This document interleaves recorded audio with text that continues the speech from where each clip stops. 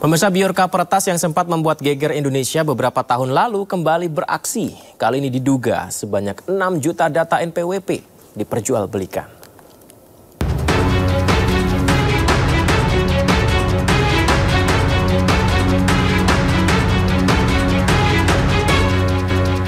Beredar di media sosial, muncul dugaan sebanyak 6 juta data NPWP diperjualbelikan dengan harga sekitar 150 juta rupiah.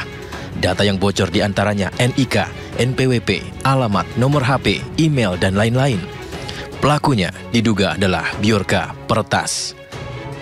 Bahkan diduga NPWP milik Presiden Joko Widodo, Gibran, Kaisang, Menkominfo, Sri Mulyani, dan menteri-menteri lain juga dibocorkan di sampel yang diberikan oleh pelaku.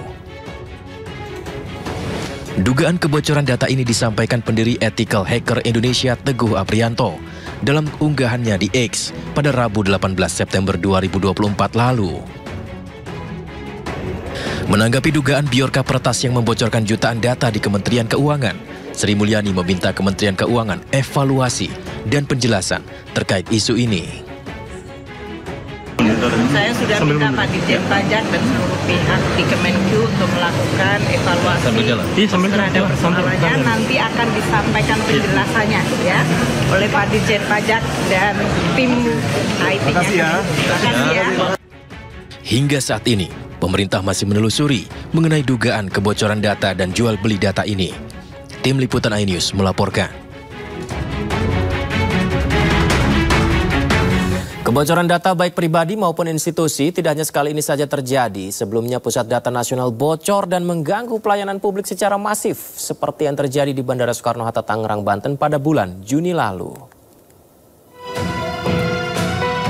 Inilah dokumentasi video rekaman dan foto suasana antrian penumpang baik yang datang maupun yang akan pergi di Bandara Soekarno-Hatta, Tangerang, Banten Juni lalu akibat Pusat Data Nasional diretas. Untuk mengurai penumpukan penumpang, petugas terpaksa melayani penumpang secara manual. Akibat peretasan data nasional ini, penumpang terlantar hingga 2 jam.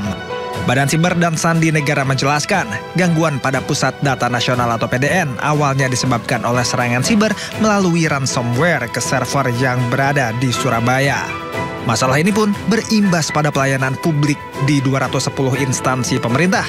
Gangguan paling parah dialami oleh pelayanan imigrasi Kementerian Hukum dan HAM. Contohnya di Mandailing Natal, Sumatera Utara. Proses pengajuan paspor di kantor imigrasi kelas 2 Sibolga terpaksa tertunda akibat gangguan server PDN. Ratusan warga yang sudah melakukan pengurusan paspor terpaksa kembali ke rumah lantaran paspor tak bisa dicetak. Terkait hal ini, Menteri Komunikasi dan Informatika atau Menkominfo Budi Aris Setiadi hingga Kepala Badan Siber dan Sandi Negara BSSN Hinsa Siburian menghadap Presiden Joko Widodo di Istana Kepresidenan Jakarta Jumat siang 28 Juni 2024. Gara-gara kebocoran data ini pula, Menkominfo Budi Aris Setiadi dipanggil Komisi 1 DPR RI pada Kamis 27 Juni 2024. Ketua Komisi 1 DPR RI Mutia Hafid mengkritik tidak adanya backup data yang menyebabkan sejumlah layanan publik mengalami gangguan akibat serangan ransomware pada PDN.